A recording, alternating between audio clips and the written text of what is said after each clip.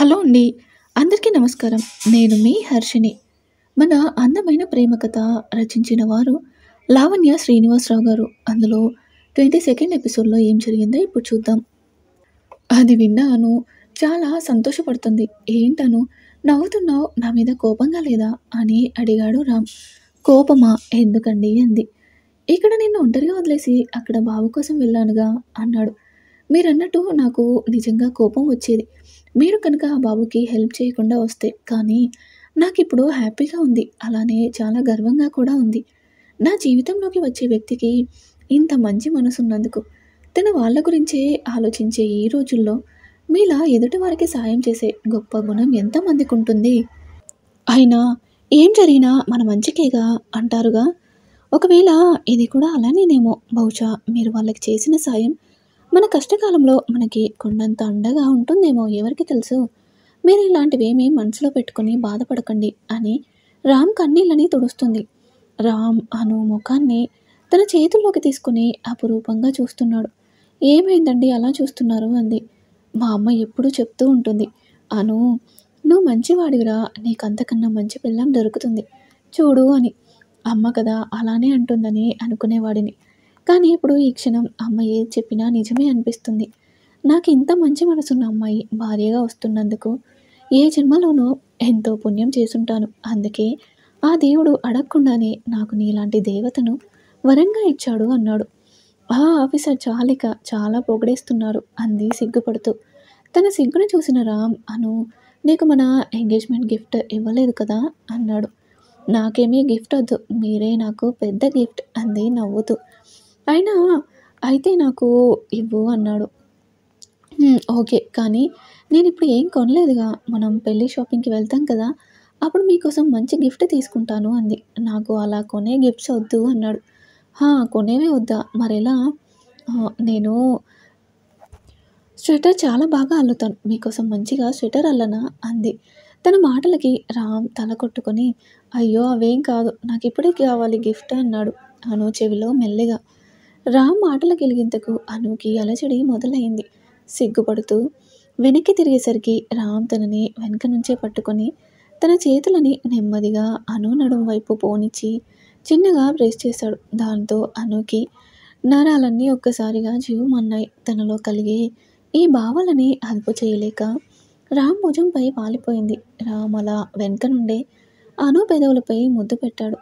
ముందు మెల్లిగా మొదలైన ఆ ముద్దు అంతకంతకు దాని గాఢతను పెంచుకుంటూ ఇద్దరి మధ్య యుద్ధమే జరిగింది. అందులో ఎవరు ఓడినా ఎవరు గెలిచినా ఇద్దరూ హ్యాపీనే. రామ్ జుట్టులోనికి తన చేతులను పెట్టి నిమురుతూ తనకి సహకరించింది అను. అలా ఒక పావుగంట పైనే జరిగింది వారి ముద్దు యుద్ధం. మళ్ళీ ఎవరైనా వస్తారేమోనని రామ్ వదలలేక వదిలాడు అనుని. అను మాత్రం ఇంకా అదే అనుభూతిలో ఉండి కనీసం కళ్ళు కూడా తెరవడం లేదు. తనని చూసి రామ్ నవ్వుకుంటూ వెనక నుంచే హగ్ చేసుకొని "బంగారం" అని పిలిచాడు. అప్పుడు కూడా అందే కానీ కళ్ళు తెరిచి తనని చూడటం లేదు. "ఒకసారి నన్ను చూడవా?" అన్నాడు లాలనగా. అప్పుడు మెల్లిగా కళ్ళు తెరిచి ఒక్కసారి రామ్‌ని చూసి మళ్ళీ సిగ్గుతో కిందకి వాల్చేసింది కనురెప్పలను. "ఓహ్! ఏంటిది? ఒక్క ముద్దుకే ఇలా అయిపోతే రేపు పెళ్ళయ్యాక ఎలాగా?" అన్నాడు కవ్విస్తూ.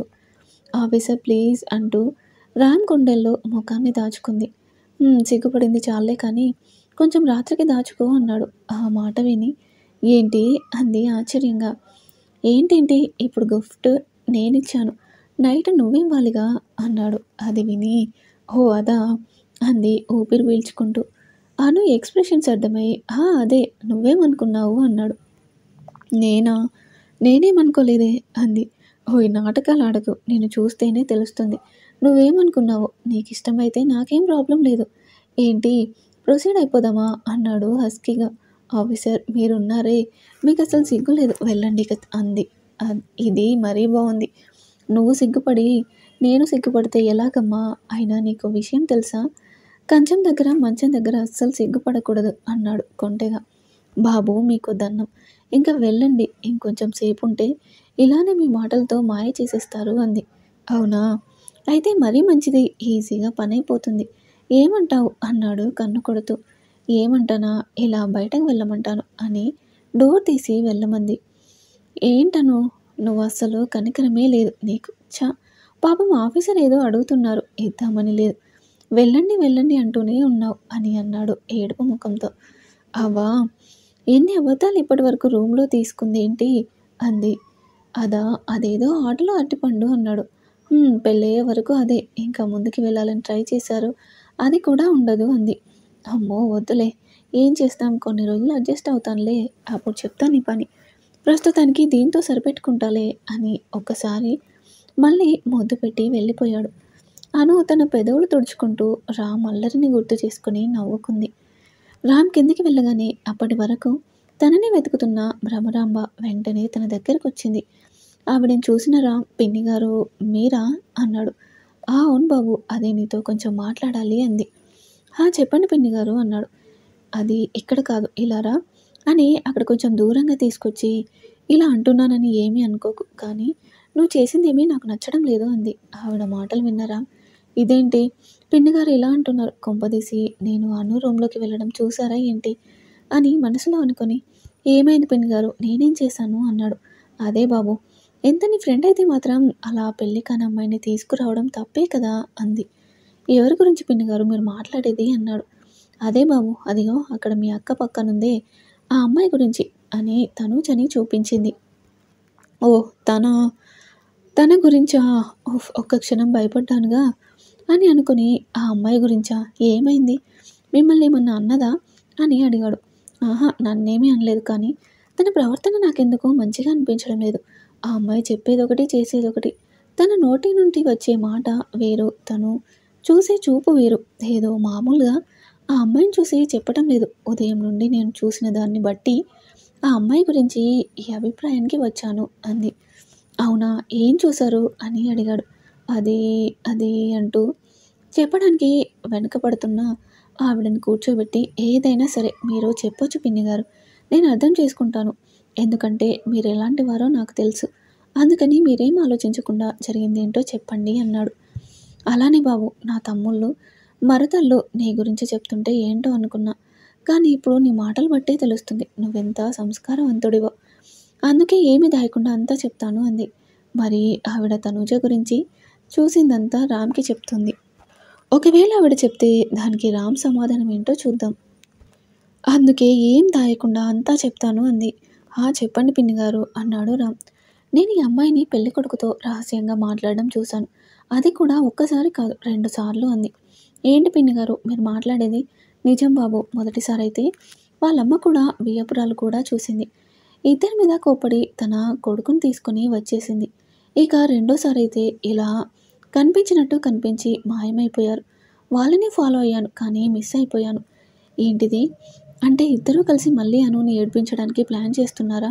లేదు నేను ఈసారి అలా జరగనివ్వను అని అనుకుంటూ ఉండగా బాబు రామ్ అని పిలుస్తుంది భ్రమ. ఆవిడ మాటలకి తేరుకొని పిన్నిగారు చెప్పండి అన్నాడు. నేను చెప్పాల్సింది చెప్పాను బాబు నువ్వే ఏం మాట్లాడడం లేదు అంది. అవును కదా సారీ పిన్నిగారు మీరు చెప్పింది ఆలోచిస్తున్నా అన్నాడు. అవునా అయితే ఇప్పుడు ఏం చేద్దాం బాబు అంది. మీరు ఈ విషయం నాతోనే చెప్పారా లేక ఇంకెవరితోనైనా చెప్పారా అని అడిగాడు. లేదు బాబు ఎవ్వరికీ చెప్పలేదు అంది. అయితే ఎవరికీ చెప్పకండి తనని మీరే కనిపెడుతూ ఉండండి. ఈసారి మళ్ళీ వాళ్ళిద్దరు మాట్లాడుకుంటే అప్పుడు పట్టుకొని మీ స్టైల్లో దులిపేయండి అన్నాడు. నిజమా బాబు ఇప్పటి వరకు నువ్వేమనుకుంటావో అని ఆగాను. నువ్వే గ్రీన్ సిగ్నల్ ఇచ్చినప్పుడు నేనెందుకు ఊరుకుంటాను? నా చేతికి దొరకాలి చెప్తాను అని ఆగిపోయింది. ఆవిడని చూసి ఏమైంది పిన్నిగారు అన్నాడు. రామ్ ఈ పెళ్ళికొడుకు మంచివాడేనంటావా? ఒకవేళ ఆ అమ్మాయిని అనుమానిస్తే పెళ్ళికొడుకు గురించి కూడా అనుమానించాల్సిందేగా. అసలు ఆ అబ్బాయి గురించి అన్నీ తెలిసే ఈ పెళ్ళి కుదిర్చారా? నిశ్చితార్థం కూడా అయిపోయి పెళ్లి ముహూర్తాలు పెట్టేశారు. ఈ టైంలో పెళ్ళికొడుకు క్యారెక్టర్ గురించి మనకేమైనా తెలిస్తే పెళ్ళి ఆపగలమా? దేవుడి దయ వల్ల అంతా మంచే జరగాలి. నా మేనకోడలు సంతోషంగా ఉంటే చాలు అంది. మీరు అనుకున్నట్టే అంతా మంచే జరుగుతుంది. ఏం భయపడకుండా నేను చెప్పినట్టు చేయండి అన్నాడు. సరే బాబు నువ్వు కూడా ఆ అమ్మాయిని కనిపెడుతూ ఉండు అని చెప్పి వెళ్ళిపోయింది భ్రమ. భోజనాలు పూర్తవడంతో రాజశేఖర్ వాళ్ళు ఇక బయలుదేరుతామని చెప్పారు. వాళ్ళని ఒక్క నిమిషం ఉండమని అందరికీ బట్టలు పెడతారు రఘురామయ్య గారు. ఇప్పుడు ఇవన్నీ ఎందుకని అంటున్నా ఇది సాంప్రదాయం అని చెప్పి ఇస్తారు. వచ్చిన బంధువులందరూ సంతృప్తి చెందుతారు. వసు రాజేశ్వర్తో మళ్ళీ పెళ్లి షాపింగ్‌లో కలుద్దామండి అని చెప్పి అనుని ఒకసారి కలిసి వస్తానని చెప్పి వెళ్ళబోతుంటే అనుని కిందికొస్తుంది. తనని చూసి వసు దగ్గరికి వెళ్ళి "నువ్వెందుకమ్మా వచ్చావు? కొద్దిసేపు రెస్ట్ తీసుకోవచ్చుగా" అంటుంది. "పర్వాలేదు అత్తయ్య గారు. ఇప్పుడు నేను బానే ఉన్నాను" అంది అను. రాజశేఖర్ కూడా దగ్గరికొచ్చి "జాగ్రత్తగా ఉండమ్మా. టైంకి తింటూ ఉండు" అని అను తల నిమురుతూ చెప్పారు. అలానే సార్" అంది. ఇది అన్యాయం అను. మీ అత్తయ్యనైతే చక్కగా అత్తయ్య గారు అని అంటున్నారు. నన్నేమో సార్‌నా? నన్ను కూడా మామయ్య గారని పిలవచ్చుగా" అంటారు రాజశేఖర్. ఆ మాటకి నవ్వుతూ వాళ్ళ కాలేజ్ స్టాఫ్ "ఇప్పటి వరకు ప్రిన్సిపల్ గారు కదండీ! అందుకే అలా అంది. ఇక నుంచి అలవాటు చేసుకుంటుందిలెండి" అంటారు. అలా సరదాగా మాట్లాడుకొని మరొకసారి అనుకి జాగ్రత్తలు చెప్పి బయలుదేరుతారు. వెళ్తూ వెళ్తూ విక్రమ్ అను వైపు ఒకసారి, తను వైపు ఒకసారి చూస్తాడు. అను తనని చూసి మొఖం పక్కకి తిప్పేసుకుంటే తనని చూసి నవ్వుతూ బాయ్ చెప్పింది. అది చూసిన భ్రమరాంబకి మరింత అనుమానం. అలానే అను గురించిన భయం పట్టుకుంది. దేవుడా! నా అనుమానం నిజం కాకూడదు. నా మేనకోడలి జీవితం అన్యాయం కాకూడదు అని మనసులోనే దేవుడిని ప్రార్థించింది. వాళ్ళు వెళ్ళగానే అను తరపున బంధువులు కూడా నెమ్మదిగా ఒక్కొక్కరు వెళ్ళిపోయారు. అందరూ వెళ్ళగానే రఘురామయ్య గారు సోఫాలో కూర్చొని "అమ్మా హైమ, నాకు కొంచెం కాఫీ తేమ్మా" అని అడిగారు. ఆయన అడగటమే ఆలస్యం. తోడికోడళ్ళిద్దరూ వంటింట్లోకి పరుగులు పెట్టారు. శంకర్, పరశురాం ఇద్దరూ తండ్రి కాళ్ళ దగ్గర కూర్చుంటే అంజలి వెళ్ళి వేడి నూనెను తెచ్చి ఇచ్చింది. "అయ్యో వద్దర్రా, మీరు మాత్రం ఖాళీగా కూర్చోలేదు కదా! మీకు చాలా అలసటగా ఉంటుంది. మళ్ళీ ఇప్పుడు ఈ పనేంటి? లేవండి" అన్నారు రఘురామయ్య కొడుకులను. "నిజమే నాన్న, మాకు అలసటగానే ఉంది. కానీ మీకు సేవ చెయ్యలేనంతగా కాదు. అయినా మేమేమి అంత పెద్ద పనేమీ చేయటం లేదే. కొంచెం మీ కాళ్ళకు నూనె రాస్తే ఏమీ అవ్వదులే" అని అన్నారు ఇద్దరు. అందరూ వాళ్ళ మధ్య ఉన్న అనురాగాన్ని చూసి సంతోషించారు. అప్పటి వరకు వేరే ఆలోచనలో ఉన్న భ్రమరాంబ వారి మాటలు విని "చూసారా పెద్దనాన్నగారు, మా అన్నయ్యలిద్దరూ ఎంత మంచివారో" అని. "ఏవండీ బుల్లి రఘురామయ్య గారు, చూడండి మీ తాతయ్యలిద్దరూ ఎంత పెద్దవాళ్ళైనా వాళ్ళ నాన్నకి ఎలా కాళ్ళు నొక్కుతున్నారో చూసి నేర్చుకోండి" అంది. "నేను నూనె గిన్నె పట్టుకొని ఎప్పుడో రెడీ బ్రహ్మ, కానీ మా నాన్నే కనిపించడం లేదు. ఎక్కడికి వెళ్ళారో ఏంటో" అన్నాడు. అలా అందరూ సరదాగా మాట్లాడుకుంటూ గడిపేశారు. రాత్రి భోజనాలు కూడా చేసేసి అప్పుడు ఆడవాళ్ళందరూ కూర్చొని పెళ్ళికి పనులు ఎలా మొదలుపెట్టాలో, ఎవరెవరిని పిలవాలో అని మాట్లాడుకుంటుంటే మగవాళ్ళందరూ పెళ్లి ఏర్పాట్లు ఎలా చేయాలో చర్చించుకుంటున్నారు. అంజలి చింటూని నిద్రపుచ్చుతుంది. తనుజ ప్రకాష్ గారి కాలుకి ఎక్సర్సైజ్ చేయిస్తుంది. అను, రమ్య ఇద్దరు ఈశ్వర్ రామ్ల కోసం వెయిట్ చేస్తున్నారు. ఈ లోపులో అంజలి చింటూని పడుకోబెట్టి నెమ్మదిగా హైమ వాళ్ళు చూడకుండా అను వాళ్ళ దగ్గరికి వెళ్ళింది. "ఏమైంది? ఇంకా వీళ్ళు రాలేదా?" అని అడిగితే "లేదు వదినా" అని అంది అను. వాళ్ళకి అసలు ఏమైనా తెలిసిందో లేదో అని అనుకుంటూ అంజలి కూడా వీళ్ళతో పాటు అక్కడే కూర్చుంది. వీళ్ళ ఎదురుచూపులు ఫలించి కొద్దిసేపటికి ఇద్దరూ వచ్చారు. వాళ్ళని చూసిన ముగ్గురు వెంటనే ఆతృతగా వెళ్ళి "ఏమైంది? ఆ డాక్టర్ గురించి ఏమైనా తెలిసిందా?" అని అడిగారు. ఆ మాటకి లేదన్నట్టుగా ఇద్దరూ తల ఊపారు. అంతే. అప్పటి వరకు ఎంతో ఆశగా ఎదురుచూసిన అను ఏడుస్తూ కింద కూర్చుండిపోయింది. తనని చూసి "అను ఏమైంది?" అంటూ అందరూ దగ్గరికి వచ్చేసరికి అను అంజలిని పట్టుకుని "ఏంటి వదినా ఇది? ఇక మనకేమీ తెలియదా? మావయ్య గారిని కాపాడుకోవడం ఎలా వదినా? ఆయనకి ఏం జరగకూడదు అంటే నేను ఆ విక్రమ్‌ని పెళ్లి చేసుకోవాలి అంతే" అంది. "అను ఇలా చూడు, ఆడపిల్లలు ఏడవకూడదు తల్లి. అయినా నువ్వు అనుకున్నట్టు ఏం కాదు. తప్పకుండా మనకి ఆ డాక్టర్ గురించి తెలుస్తుంది" అంది. "ఏమో వదినా, నాకైతే నమ్మకం లేదు. ఇక నాకు మిగిలిన దారి ఆ విక్రమ్‌తో పెళ్ళే" అంది కళ్ళు తుడుచుకుంటూ. "అను, ఈ అన్నయ్య మీద నమ్మకం లేదా? ఒకసారి నా వంక చిన్నప్పటి నుండి ఎప్పుడైనా నువ్వు అడిగింది ఇవ్వకుండా ఉన్నానా? లేదు కదా? ఇప్పుడు కూడా అంతే. నీ పెళ్ళి నీ ఇష్ట ప్రకారమే జరుగుతుంది. జరిపిస్తాను. నాకు కొంచెం టైం ఇవ్వు చాలు" అన్నాడు ఈశ్వర్. ఆ మాటలకి తన భుజం పైన వాలి "నేను నాకన్నా ఎక్కువగా నిన్ను నమ్ముతాను అన్నయ్య. కానీ ఎందుకో తెలియదు, పెళ్లి దగ్గర పడే కొద్దీ నాలో భయం పెరిగిపోతూ ఉంది. ఈరోజు నిశ్చితార్థంలో ఆ విక్రమ్ ఎక్కడ ఉంగరం పెట్టేస్తాడోనని ఎంత భయపడ్డానో తెలుసా? అలాంటిది ఇంకో 3 రోజుల్లో వాడికి నాకు పెళ్ళి అంటుంటే నా పరిస్థితి ఇంకెలా ఉంటుందో ఆలోచించండి అంది బాధగా. నాకు తెలుసను, ఎన్ని రోజులు ఓపిక పట్టావు కదా, ఇంకో 2 రోజులు టైం ఇవ్వు చాలు, ఆ తర్వాత నువ్వు బాధపడే రోజే ఉండదు అన్నాడు. అవన్నీ వింటూనే మౌనంగా ఉంది అను. తర్వాత రామొచ్చి అను చేయి పట్టుకుని పైకి లేపాడు. అప్పుడు కూడా అను తలదించుకుని మౌనంగా రోదిస్తూనే ఉంది.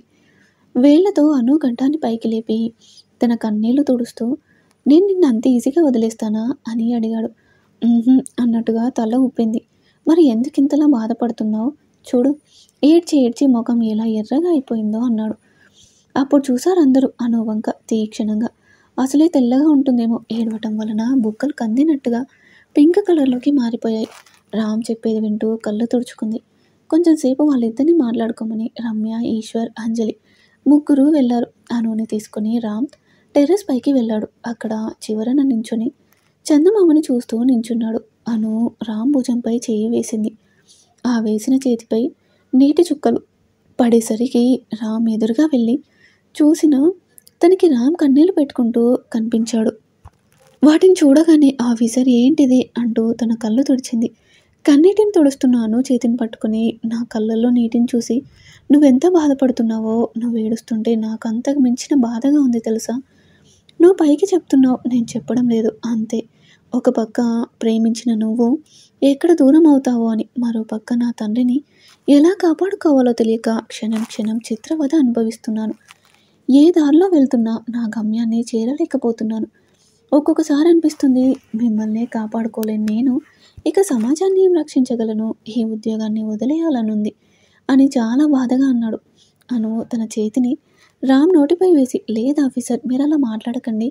బహుశా మీరు మర్చిపోయినట్టున్నారు, ఆ రోజు అంతమంది కాలేజ్ వాళ్ళని కాపాడింది ఈ పోలీస్ ఆఫీసర్ రామే. మీరు మాకు ఏం జరుగుతుందో అన్న టెన్షన్లో నిజాన్ని చేరుకోలేకపోతున్నారు అంతే. ఎంత పెద్ద క్రిమినల్ అయినా ఎక్కడో ఒక చోట మిస్టేక్ చేయకుండా ఉండరు. ఆయనకి కొడుకులా, నాకు కాబోయే భర్తలా కాదు, ఒక పోలీసులా ఆలోచించండి. మీకు సాధ్యం కానిది ఏదీ లేదు. మీ గురించి మీకు తెలియకపోవచ్చు, కానీ నాకు తెలుసండి అంది. అను మాటలకి ఆలోచనలో పడ్డాడు రామ్. అవును, నేను నిజంగానే టెన్షన్తో ఎక్కడో తడబడుతున్నాను. అను చెప్పినట్టుగా మనసుతోనే కాదు, మెదడుతో కూడా ఆలోచించాలి. ఎక్కడికి వెళ్ళినా చివరికి మళ్ళీ మొదలు పెట్టిన దగ్గరికే వచ్చి ఆగుతున్నాను. లేదు, ఇది నేను కాదు. Come on Ram, you can do it. Criminal అయినా వాళ్ళకి అన్ని తెలివితేటలుంటే పోలీస్ ఆఫీసర్వి నువ్వెంత షార్ప్గా ఉండాలి. థింక్ బిగ్, నువ్వు చేయగలవు అని తనలో తాను అనుకుంటూనే అక్కడ నేలపై కూర్చున్నాడు. అను కూడా రామ్ పక్కనే కూర్చొని తన తలని ఒడిలో పెట్టుకొని జో కొడుతూ, ఈ 2 రోజులే కదా, నా మెడలో తాళిపడే చివరి క్షణం వరకు నేను ఎదురు చూస్తూనే ఉంటాను. మా ఆయన తప్పకుండా ఆయన అనుకున్నది చేసి చూపిస్తారు. నాకు ఆ నమ్మకం ఉంది. ఇప్పుడు అవన్నీ వదిలి హాయిగా నిద్రపోండి అంది. భార్యను ఒక్కొక్కసారి తల్లితో ఎందుకు పోలుస్తారో రామ్కి ఆ క్షణం అర్థమైంది. చిన్నపిల్లలు స్కూల్లో పెట్టిన పరీక్ష అర్థం కాని పరిస్థితిలో ఉంటే ధైర్యం చెప్పే తల్లిలా కనిపించింది. అలానే తన ఒడిలోనే నిద్రపోయాడు. నిద్రలో ఉన్న రామ్ తలను నిమురుతూ, పాపం ఆఫీసర్ ఆయన మనసులో ఇంత బాధను పెట్టుకుని పైకి మామూలుగా ఎలా ఉండగలుగుతున్నారో, నేను ధైర్యంగా ఉండి ఆయనకి ధైర్యం చెప్పాల్సింది పోయి నేను ఏడ్చి ఆయన్ని ఇంకా బాధ పెట్టాను. సారీ ఆఫీసర్ అని అనుకుంటూ అను కూడా అలా గోడకి జారబడి నిద్రపోయింది. కింద వీళ్ళిద్దరి గురించి అడిగితే అను పడుకుందని, రామ్ పని మీద బయటికి వెళ్ళాడని చెప్పారు. అప్పుడే వచ్చిన తనుజ వీళ్ళ మాటలు విని తను కూడా పడుకోవడానికి వెళ్ళిపోయింది. మధ్యరాత్రిలో మెలకువ వచ్చిన రామ్ కళ్ళు తెరిచి చూసేసరికి అమాయకమైన ముఖంతో ఆదమర్చి నిద్రపోతున్న అను కనిపించింది. గాలికి జుట్టంతా తన ముఖం పైకి ఎగురుతుంటే దానిని చెవి వెనక్కి పెట్టి తన ముఖాన్ని చేతితో నిమురుతూ, నా కారణంగా నువ్వు ఎన్ని పడవలసి వస్తుందో కదా, అయినా పసిపిల్ల లాంటి స్వచ్ఛమైన మనసున్న నిన్ను వాళ్ళు ఎలా బాధ పెడుతున్నారో, ఐఎమ్ సారీ రా, రియల్లీ సారీ. నా వల్లే నువ్వు ఇన్ని ఇబ్బందులు పడుతున్నావు, ఆఖరికి నిన్ను నువ్వే గాయపరుచుకుంటున్నావు అని అను చేతిని ముద్దు పెట్టుకొని తనని జాగ్రత్తగా ఎత్తుకుని కిందికి తీసుకొస్తాడు. అప్పుడే వాటర్ కోసమని లేచి కిచెన్లోకి వెళ్ళి వాటర్ తీసుకుని వస్తూ ఉండగా రామ్ అనుని తన 2 చేతులతో ఎత్తుకుని తీసుకురావడం చూసిన ఆమెకి కాళ్ళ కింద భూమి కంపించినట్టుగా అయింది. తన చేతిలోని బాటిల్ వదిలేసి నోటి మాట రాక అలా బొమ్మలా నించుని ఉండిపోయింది. అనుని తన రూమ్లో పడుకోబెట్టి లేస్తుంటే నిద్దట్లోనే రామ్ చేతిని పట్టుకొని, ప్లీజ్ ఆఫీసర్, నన్ను వదలకండి, నాకు చాలా భయంగా ఉంది అని కలవరిస్తున్న అనుని చూస్తుంటే రామ్కి వదిలి వెళ్ళాలనిపించలేదు. అను చేతిని వదలకుండా అక్కడే చైర్ వేసుకొని కూర్చుని నిద్రపోయాడు రామ్. ఆవిడెవరో నెక్స్ట్ ఎపిసోడ్లో చూద్దాం. మీకేమైనా తెలిస్తే కామెంట్ రూపంలో తెలియజేయండి. అలాగే మరిన్ని ఇంట్రెస్టింగ్ స్టోరీస్ కోసం ప్లీజ్ మా ఛానల్ని తప్పకుండా సబ్స్క్రైబ్ చేసుకోండి.